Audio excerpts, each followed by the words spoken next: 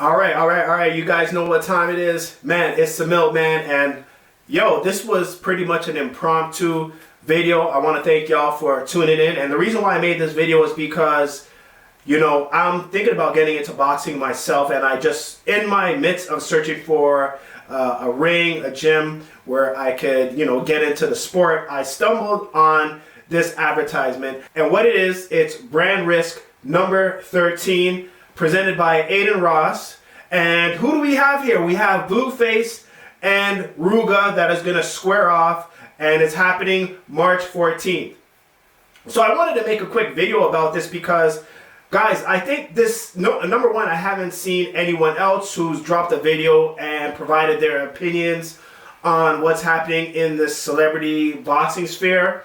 Me, myself, I think it's a real good thing. As you see with the comments, we got fire, we got laughing emojis, and I think the overall perception is that Blueface is going to take this match. Now, for me, in all honesty, you know, I'm leaning a bit towards Blueface. Reason being is because there's a lot of content online with Blueface and his sparring. In fact, it goes quite a while back. He's been sparring for a while. He's been in the sport for a while. There are clips of Rooga hitting the bag, and I'm going to actually show that. So we got a clip right here of Blueface hitting the heavy bag, and we can see his conditioning. This was about 4 years ago, if I'm not mistaken. I think it was actually 3 years ago.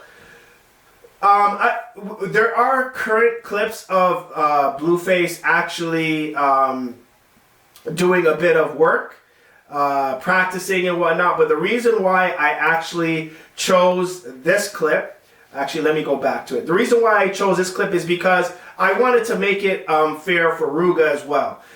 In terms of Rooga's actual clips of him practicing and sparring, we don't really have this. We don't really have too much. I was able to find a clip right here of Rooga actually hitting the bag too. I think this was about 3 years. Now, if we compare the two, and I'm not a pro at boxing by any means necessary, by any means actually, so anyone in the comments who has an idea in terms of skill, stance, and whatnot, but from me, from how I perceive this, it looks like Blueface from 2 years ago actually has the advantage. If you look, Rooga is only using one hand, which is his right hand, and he seems a bit unprofessional in terms of the boxing stance. He's actually just going in on the heavy bag. Now, when we compare that to Blueface, you can see he has movement. He's moving his feet, ducking, weaving, dodging, and there's actually a bit of technique in what he's doing. So he's actually incorporating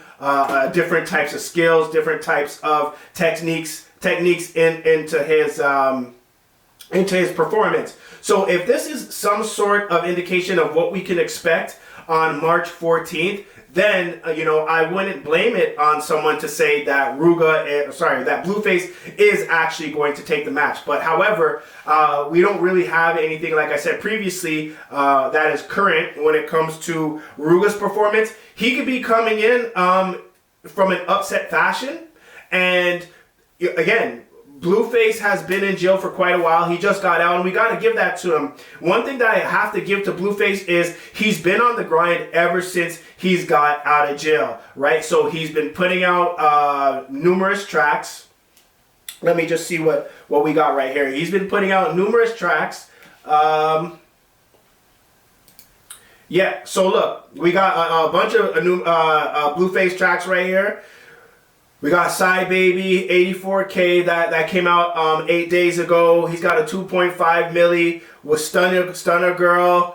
And he has a 7.6 milli. I think this is when he just first came out. Now, if we compare that to Rooga on the other hand, when we look at his catalog, yes, he has a lot more tracks within that period of time. If we look, let's say about 3 months ago, actually, no, it looks like Blueface has been putting in a little bit more work in comparison to Rooga. So this makes me wonder, actually, if who's really the one that is going to benefit from this match. Is it really Blueface or is it Rooga? I think if Rooga wins, I think he has an opportunity to restart his career, to get that clout back, to get people talking again in terms of his relevancy within the hip-hop culture or within the hip-hop space. Because if you notice, there are rumors that the hip-hop industry is going into decline when it comes to making money. People are saying there isn't any money in the hip-hop game anymore. So maybe this is the reason why Rooga has actually jumped into the game to actually expand his branding into a different atmosphere. We got to give it to Wack 100, and the reason why I say that is because, if I'm not mistaken, Wack 100 is actually Blueface's manager, and we've seen the behaviors of Wack 100 for the past 3 years. He's associated himself with some very relevant brands when it comes to the content creation space. We have No Jumper, we have DJ Academics, even Vlad TV. He's a regular guest on Vlad TV. So what it seems like is that Wack 100 is actually studying the landscape and the importance of the content, right? He had the 100 side, he had the exposure, so he was really putting his influence into the content space, and I think he had to sit down with Blueface and just let him know, listen, the game has changed, you've come out, the game has changed. In order to capitalize on the Blueface branding, you have to do streaming. If I'm not mistaken, Blueface is doing streaming, so he's diversified. He's doing streaming. He's also doing the music that we just saw, and it looks like he's a bit more serious when it comes to the boxing. So we got to give it to Wack 100 in terms of diversifying the Blueface branding and getting him into that space, right? Now, again, like I said, when it comes to Rooga, it seems like Rooga has a lot more to benefit, to gain from this match. Now, on the flip side of that, because Rooga's repping Chirac, I think he has a lot to lose when it comes to this, because when it comes to that Chirac space, from what I've been observing, obviously you have, his side and you have the ops, right? So if Rooga takes an L in this match, we're probably not going to hear the end of it when it comes to him being chastised from his ops. However, if he does win this, he has a W under his belt. It could potentially jumpstart his career, and it could solidify himself in the new content space. Now, the only thing is, he has to make sure that he's consistent with the content, he's consistent with the matches, the music, and everything. So if he doesn't have that consistency, or someone behind him that is going to consistently put it in his head that, listen, we got to continue to put out stuff. You got to start streaming. You got to put out music. You got to do another match. Then this may be for naught, right? This may be a waste of time for Rooga. If Blueface wins, this is a W under his belt, and he can move on to another match. And this is my transition to the next element, which is the match with him and Swaggy P. And a lot of people are saying that they're wondering, what happened to the match with Swaggy P and Blueface? Well, that match is still going on, actually. And it's happening May 2nd, also in Miami, if I'm not mistaken. Yes, it's taking place in Miami as well. And I think this match was supposed to occur a long time ago, a couple years ago, and they're just bringing it back. So what we have is, we have the square off right here, and this is courtesy of Fight Hype. So Blueface actually chin checks Swaggy P. Swaggy P's like, yo, you think you're slick, eh? So we see, man, you know what? I really like the fact that it's not personal, guys. It's definitely not personal. This is a sport.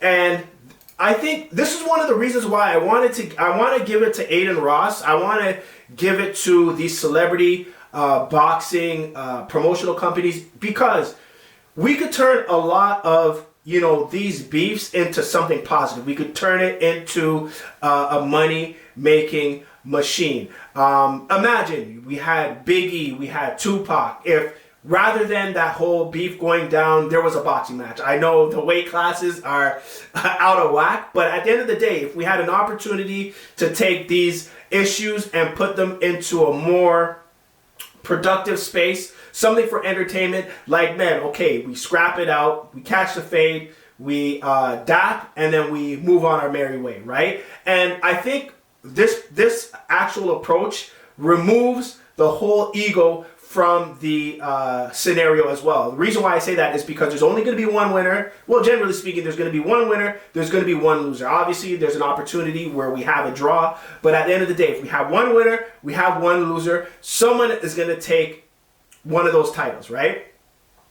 And at least they went into the field and they went toe-to-toe. Like, man, I know a lot of people were going in on Andrew Tate because he took the L. But again, the response or the response to that was, well, listen, at least he had the balls to go in to a match and actually fight, when a lot of his detractors and a lot of people that were actually clowning him for taking the L are people who may not have, probably have never fought before. But anyways, guys, I think this is it for this quick video. Like I said, I just wanted to highlight. I wanted to give a shout out again, to Adin Ross, Brandrisk, for actually providing a different element, a different avenue for entertainers to make money. They don't have to rely on making music. I know celebrity boxing has been around for a while, but at least with this avenue, it is more palatable. I saw the previous Brandrisk, I think it was obviously Brandrisk 12, with Adam 22 and it was Jason Love. And a lot of people found that match disappointing. I think that match was disappointing as well, because Adam 22 threw in the towel a bit too early. People were expecting a longer fight, but at the end of the day, like I said, this is it's a narrative that people wanted to see. Look, Jason Love has dealt with your wife or slept with your wife not once but twice. So now this is your opportunity for a get back, right? And look, Adam 22 wasn't able to deliver. However, we have to give it to Adam 22 for actually getting in the ring and trying to protect or represent his woman's honor. Win, lose, or draw, Adam 22 actually took it in strides. He took it with good heart, and he speaks about it on his podcast. He actually admits that he doesn't even realize how difficult boxing is. And as soon as he got that first punch, it was a different story. I think Mike Tyson even said, everyone has a plan until they get punched in the face, and this is living proof of that. So, guys, I would like to know, who do you guys think is going to win this match? Is it going to be Blueface, or do you think the Chirac representative Rooga is going to do it, right? I really want to know what you guys think. Again, if you have any thoughts about this, leave it in the comments below. It's a Milkman. Again, like I said, I just wanted to make this quick video for y'all. I didn't really see too many people talking about this Brandrisk match. I want to know who else they have on this card, but we shall see. But in the meantime, in between time, like I said, it's the Milkman. I'm off this. Peace!